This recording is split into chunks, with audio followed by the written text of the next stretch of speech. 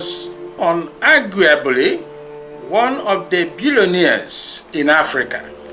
I didn't know this until after her death, but she was a very uncommon billionaire. She used her money to help the poor and to help the church. Even though she is from Anambra State, she was so generous to Port Harcourt Catholic Church and beyond that the NCCWO, that is the National Council of Catholic Women Organization, recommended her for the award of Ambassador of Mary National Merit Award. Most Reverend Dr. John Moore, the Bishop of Bauchi, is in charge of the organization, but the award was conferred on her by the Catholic Bishop of Rumueme Diocese. Indeed, he contributed enormously in the building of my church, the only marble interior church in Port Harcourt Diocese, and in the building of the church school, which is 2 floors. When she got very sick about 2 years ago, Ndidi was flown to Dubai, where she was to get the best medical treatment for her sickness. The doctors gathered and gave her a most serious attention. But in the midst of all this, the sickness got so bad that she would have died in Dubai. Then at night, when she was almost at a point of death, she saw a vision which told her that Monsignor is praying for you. You will not die in Dubai. You will go back to Port Harcourt. After that vision, she rejected all the prescriptions the doctor gave. She didn't come back even with 1 tablet of medicine. And on her return, surprisingly to me, she began to attend evening mass, which I say every day. Before she went to Dubai, she never attended evening mass. She would attend Sunday masses, yes, but not daily masses. But later on I understood from her that she was told that when she gets back to Nigeria, she should attend Monsignor's Mass every day. And she was very, very regular. Every evening, she would be there for the evening Mass. And she would listen very carefully to my homily. Indeed, who used to be afraid of kidnappers. And that was why she was not attending evening masses. This time, will at times walk from her house to the church without fear. And in the church, when mass ends, others will be going and she will go and perch like a bird before the sanctuary and begin to say more prayers. Later, she'll be one of those to leave the church at night. About 9 months ago, her sickness returned in seriousness. I was called for sick call to her house. When I got there, I was so depressed, seeing her suffering so much on her bed. And I knelt down and said 20 decades of the rosary with her. After that, a day or 2 after, she was taken to the hospital, nearby hospital. I was informed, and I got there, had her confession, and gave her communion. Shortly after that, my visit to her at the hospital, They chartered a plane and flew her to London. At the London hospital, I was informed that they scouted and found a priest, an African priest who was in London, who was attending to her every day or periodically and taking care of her spiritual needs. She was calling me periodically when she was in London. The last call I had with her, we were discussing and her voice was faint. And then she said to me, "Monsignor, I'm losing my breath. I will call you back when I catch my breath." She never called back. The only call I got was a most devastating one. Her son called and told me, "Mama is no more." It was a very tearful situation. Now, she was brought back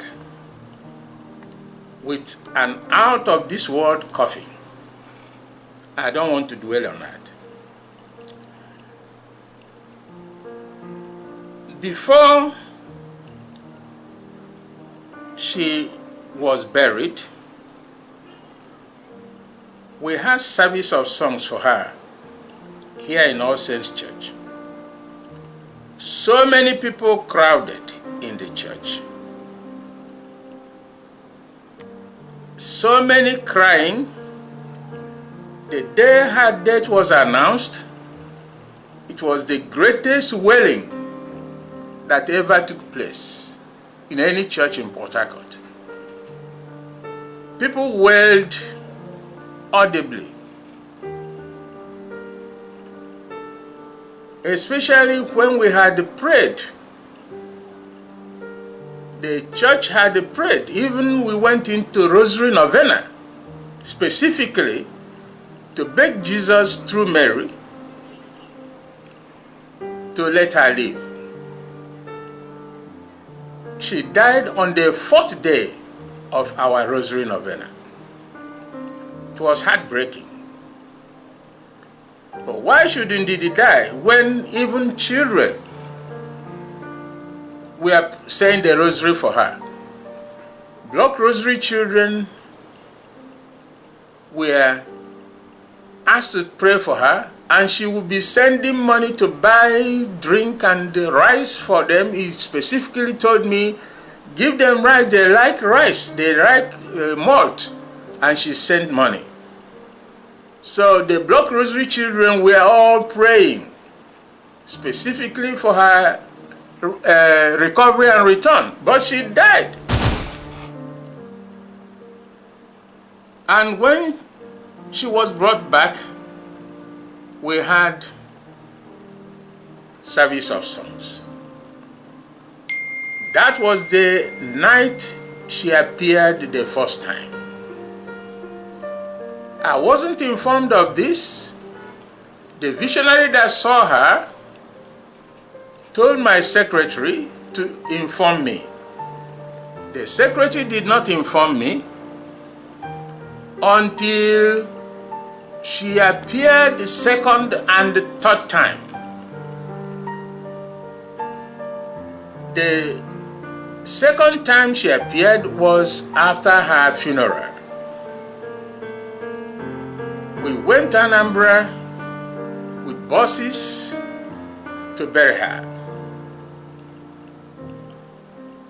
And on the morning of the funeral, the son went to the mortuary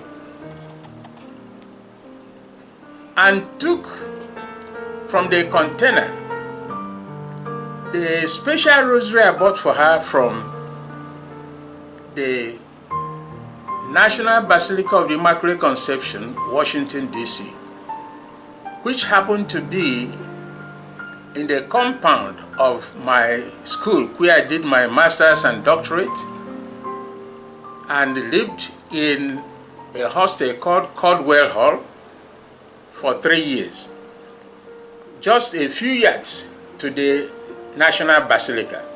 From my room, I'll be looking at the National Basilica and see people who are going in and coming out. I bought this rosary there. It was very expensive, shining white, and the cross was out of this world. I gave it to her before she died. The son told me, that was after her apparition, that she took that rosary on the day she was to be buried, took it to the mortuary, and took the rosary and put inside the coffin for her mother. And the coffin was closed with the rosary inside it and her mother's body. Her funeral was on Friday, August 19, 2016, last year. And on August 22nd, 2016, we celebrated the feast of the Queenship of Mary. My church has special devotion to Mary. So during my evening mass that night, I spoke about the Queenship of Mary, the power of Mary as the Queen of heaven and earth, the only woman that can remove mountains if it's necessary to save her children. And I told them that the way I saw it in my vision, there was a mountain against Ndidi going to heaven. But that Mary removed that mountain, and that I felt that Ndidi was already in heaven or in purgatory. Those attending the Mass had me say this. They can give testimony to that. A few hours of that homily, without the visionary who is from another parish knowing what I had said in my church, the visionary said she was in her room and Ndidi came through the door. And the visionary was sitting, and she came and stood beside her, and then asked her, "Can I sit?" As she always do, very humble woman. The visionary said, "Yes, you can sit." And so she sat. And then she said to the visionary, "I know we had not met." The visionary said, "Yes, we had not met, but I know you are Ndidi Anibog." "How do you know?" He said, "The banner at Allsaints, big banner about your funeral at Allsaints Church, bear this your image." That's how I know. We never met when you were alive. But that banner tells me you are Ndidi Anibog. He said, "Yes. I have come to give message to my Monsignor and my son." And so she gave the message and disappeared. Not up to a week later, she appeared again to the visionary, carrying the same rosary that visionary said she saw her carrying when she appeared first. He said that this time she was holding the rosary in her hand. The rosary was dangling in her hand as she appeared. And then he spoke to her again and gave the message about her son and disappeared. So the visionary came and told me, he's not a member of my parish. She is a member of the Queen of Apostles parish, Rumueme. She came and told me this. So I was so delighted. I called the son. The son told me that she is still at home in the village. She hasn't returned to Port Harcourt since after the funeral. She was still at home attending to sympathizers and condolence visitors and so on, but that she will be back.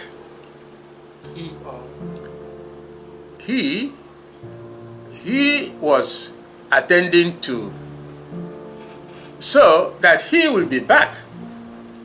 I said, your mother has appeared and given a message for you. He said, I will be back such and such a time. When I come back, I will then come and know what it is. I said, okay, once you come back, call me and I will call the visionary to come and tell you the message herself. Because the message is not me, it's not good for me to make it hearsay, since the visionary is available. So when the son came back, we arranged that he would be here at 9 p.m. in my office. And I called the visionary and told her to come at 9 p.m. in my office, that indeed the son will be coming, so that she would relate the message to him directly and tell him what she saw. So the son came. We are sitting here in this office, and the visionary was to this side, the son was the other side, and I was sitting where you are. I told the visionary, tell the son what you told me. And the visionary mentioned the 3 apparitions. One at the service of songs, how she was standing beside the grotto of the Blessed Virgin and facing the Blessed Virgin. And people were going to her, through her right and through her left, to the different doors. Through her right into the church, others going through her left into the church, but none saw her. And the visionary wasn't even here. She saw her from her house, as God would direct. The visionary began to emphasize the rosary. He said the rosary she was carrying, when she appeared, that rosary, she had never seen anything like that. It was shining. And the crucifix of that rosary, she had never seen anything like that. And the son then interrupted. He said, that is the rosary Monsignor gave to Mama when he returned from America. I took that rosary and went to the mortuary on the day of the funeral and put it in her coffin, and the coffin was closed and the rosary was buried with her. That is the rosary. And then the son continued. He said, the packet from which I got that rosary, inside it was written National Basilica of the Immaculate Conception, Washington, D.C. When he said this, I had goose flesh. How could this happen? Because I knew that is what they do, and a lesser rosary I bought from there, I went to the container and saw that's the inscription they write, which I never knew even. They will write it at the bottom of the container. National Basilica of the Immaculate Conception, Washington, D.C. The Son said this without my interruption. And then I saw the hand of God and the hand of the Blessed Virgin Mary, the Queen of the universe, about whom I spoke with regard to this salvation. I had said in my homily that given the charity of Ndidi Anibog and given the circumstances surrounding her death, that Mary has worked another wonders of salvation, not knowing that Mary would even get permission from the Trinity to allow Ndidi to come out to give testimony herself in my office, and how God worked it, that I would buy that rosary and give to her. God sees far in the future. This God of ours, whose possession stretches horizontally immeasurable and vertically infinite, and yet he bends down from his throne in light inaccessible to touch with love moth, maggot, and worm that we are, human beings. How could great God do this except out of love? The love that made him send his Son Jesus Christ to die for us on the cross and shed his blood to the last drop. That's the only thing that can explain this. I was so amazed, and my attempt to love God doubled. How could God have done this? Especially knowing fully well that a most unworthy priest is involved in this whole scenario. It was so marvelous. I could not believe that Mary would do this for me. I felt like saying Nunc Dimittis Seventum. Nunc Dimittis Seven Sum Domine, as Simeon said. You can now dismiss your servant, O Lord. Let me not forget that the Christmas before Ndidi Anibog died, she provided money to buy hundreds of live chickens and 90 bags of rice and oil and salt, all the accompaniments, so many of the accompaniments for cooking, for Christmas. They brought this in truckloads to my church premises, and Ndidi gave instruction that this is not for people who have something, that this is for the down and out. Anyone who could not afford Christmas rice should come and get rice and get chicken and get oil and get other things. I didn't know this until after the fact. From my room on the 24th of December 2015, I had something like a marketplace downstairs. I looked and saw people. I began to ask, what is going on? They said it is in Ndidi Anibog, that he bought rice and bought chicken, and even Muslims and the Protestants, they were all here. That each person that comes, the qualification is that you are poor, you can't get what to use for Christmas. You'll be given a chicken and given rice and given other things to make your Christmas enjoyable. And my son later on told me that even the 400 or so chickens she bought was not enough. She gave money to buy more. So, that is the woman I'm talking about.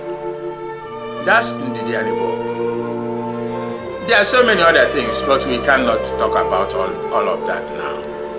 As St. John said, the last chapter of his gospel, the last verse of the last chapter of his gospel, he said there are so many things that Jesus Christ did that if all were to be written, the whole world cannot contain the book. Last chapter, last verse of St. John's Gospel. Glory to Jesus, honor to Mary. Good evening. My name is Mrs. Kina Mary Akobi.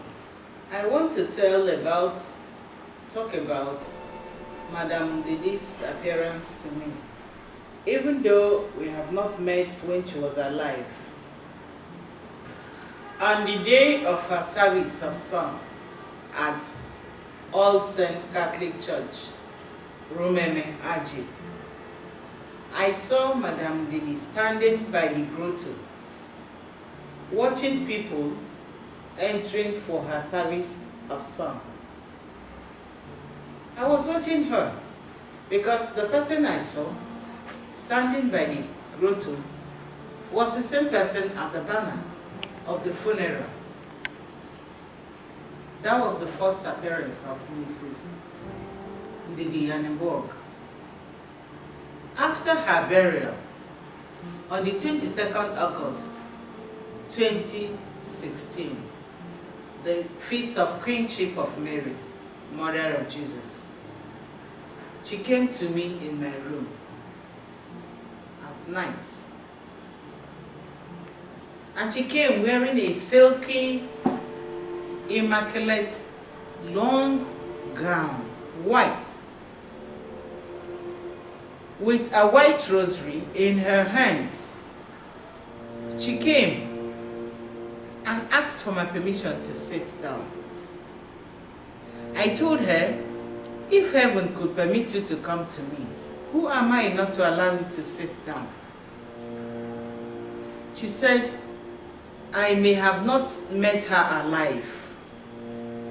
I said, yes, I don't know you. We have not met when you were alive. But she said she has come to give me a message for Monsignor Carfor and her family. I listened to her messages. One of the messages was to tell Monsignor Carfor to thank the parishioners of Allsaints Catholic Church for their prayers, that their prayers brought her to where she is. That was where she was as we were talking. That she was I should thank the parishioners of Allsaints Catholic Church, Rumueme, through Monsignor Carfor. That was the second appearance of Madame Didi. Again, she came to me in my room, the third one. And this time around, she was not holding the rosary close to herself. The same flowing, immaculate, silky long gown was what she was wearing. Even though my room was locked, she entered the room, all smiling, glittering with lights all around her,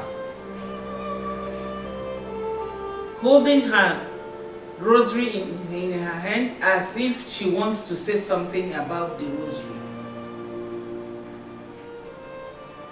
She stood and she gave me some messages again.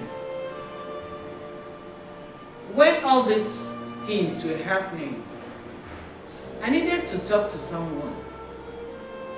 I went to Monsignor Carfor and I told him all I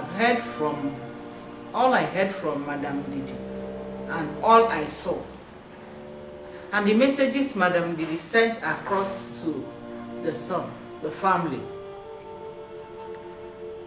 Monsignor Carfor now fixed meeting for I and Madame Didi's son, because he wanted me to tell the story myself. So that day of the meeting, I came, sat in front of entered the church. After prayers, I sat in front of the grotto.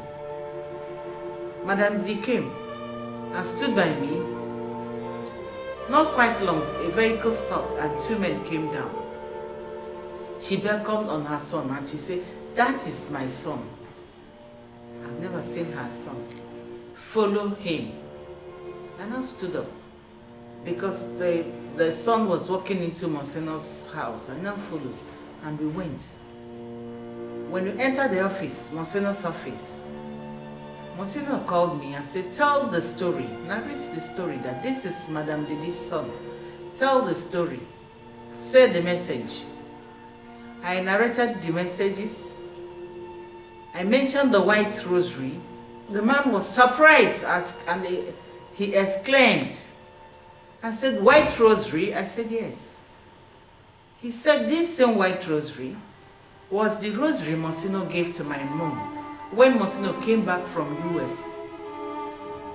And this same rosary was the rosary I took to mortuary. And was the same rosary with the packet he came with, written National Basilica of Immaculate Conception, Washington, D.C. And this same rosary was the rosary Monsignor gave to the mom. And that he took this rosary to the mortuary, and this rosary he put in the mother's coffin, and the mother was buried with this rosary. That he is very surprised to hear this. And he was just surprised and said, yes, that he knows that wherever the mom is now, that the mother is at peace. My dear brothers and sisters in Christ, I and the team, the Theological Commission of Inquiry, which His Lordship, His Excellency Most Reverend Camillus Etugudo, set up to investigate the claims of apparitions and miracles in Allsaints, Rumueme, have just come to the conclusion of our exercise in this parish. I want to very sincerely use this opportunity to thank His Lordship for the opportunity to serve on this Theological Commission of Inquiry.